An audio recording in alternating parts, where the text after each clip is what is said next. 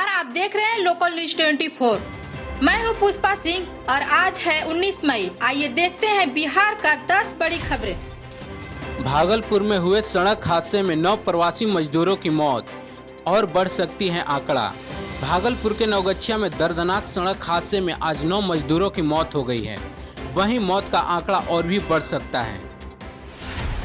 रोहतास जिले के विभिन्न क्वारंटाइन सेंटरों पर अब तक रखे गए 12,567 प्रवासी मजदूर। बिहार में पेट्रोल डीजल पर टैक्स में भारी वृद्धि। कोरोना संकट के बीच पैसा जुटाने के लिए नीतीश सरकार ने लिया फैसला। कोरोना संकट के कारण पैसे की कमी से जूझ रही नीतीश सरकार ने सूबे में पेट्रोल और डीजल पर टैक्स में भारी इजाफा कर दिया है। नतीजा, बिहार में पेट्रोल डीजल महंगा हो जाएगा। नीतीश कुमार की कैबिनेट ने आज यह फैसला लिया। बिहार सरकार के फैसले के बाद फिलहाल सूबे में पेट्रोल और डीजल 2 रुपये महंगा हो जाएगा। लॉकडाउन 4 में बिहार सरकार ने दिया कपड़ा दुकानों को खोलने की छूट, बाकी सारी बंदिशें बदस्तूर जारी रहेगी। सूबे के सभी प्रखंड मुख्यालय रेड जोन बने। केंद्र सरकार द्वारा लॉकडाउन 4 के ऐलान के बाद बिहार सरकार ने नए गाइडलाइन जारी कर दिए हैं। बिहार में सभी प्रखंड मुख्यालय को रेड जोन घोषित कर दिया गया है। बिहार सरकार ने लॉकडाउन 4 को लेकर अपने गाइडलाइंस में सिर्फ एक नई छूट दी है। सूबे में कपड़े की दुकानों को खोलने की अनुमति दे दी गई है, लेकिन रेड जोन और कंटेनमेंट जोन के बाहर। पटना में खुलेगी कई दुकानें, डीएम ने ली कई बड़ी फैसले।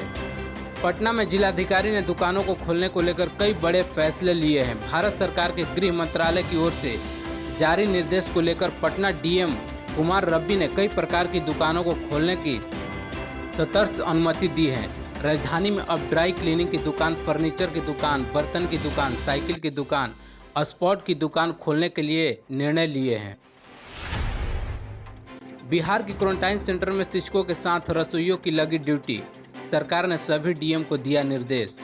बिहार में कोरोना महामारी को रोकने के लिए कई बड़े फैसले लिए जा रहे हैं। इसके साथ ही इस संक्रमण को रोकथाम को लेकर क्वारंटाइन सेंटर में विधि व्यवस्था को कायम रखने की कोशिशें की जा रही हैं। बिहार सरकार ने अब शिक्षकों के साथ साथ सभी रसोइयों की ड्यूटी भी क्वारंटाइन सेंटर में लगाने का निर्णय लिया है। इसके लिए शिक्षा विभाग की ओर से सभी जिलों के डीएम और जिला शिक्षा पदाधिकारी को निर्देश जारी किए गए हैं। मंगलवार को बिहार आएगी 53 ट्रेनें। यूपी और बंगाल के लिए चलेगी 800 ट्रेनें। लॉकडाउन के बीच केंद्र सरकार की ओर से प्रवासी मजदूरों के लिए ट्रेनों का परिचालन किया जा रहा है। देश में लॉकडाउन 4 को लागू किया गया है। देश में लॉकडाउन का चौथा चरण 31 मई तक लागू रहेगा। लॉकडाउन का समय बढ़ते ही प्रवासी मजदूरों को गृह राज्य पहुंचाने की जिम्मेदारी भी बढ़ गई है। देश भर के विभिन्न राज्यों से कुल बिहार, झारखंड और उत्तर प्रदेश के लिए हजारों श्रमिक स्पेशल ट्रेनें चलाई गई, जिससे लगभग लाखों प्रवासी मजदूर अपने घर लौटे हैं।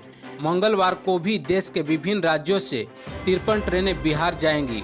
उम्मीद है कि लगभग 64,000 प्रवासी मजदूर अपने घर लौटेंगे।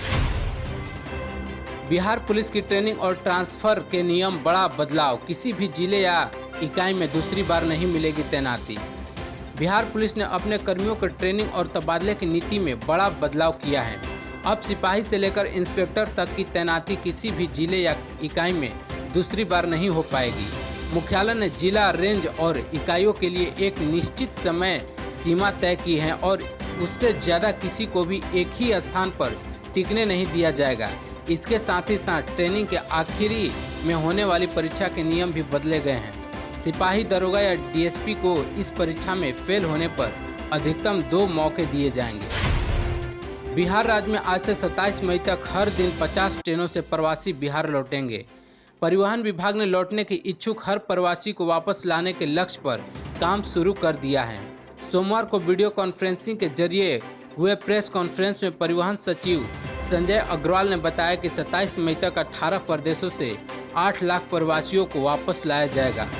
परिवहन सचिव ने बताया कि रविवार तक 320 ट्रेनों से 4.25 लाख प्रवासी बिहार लौटे थे।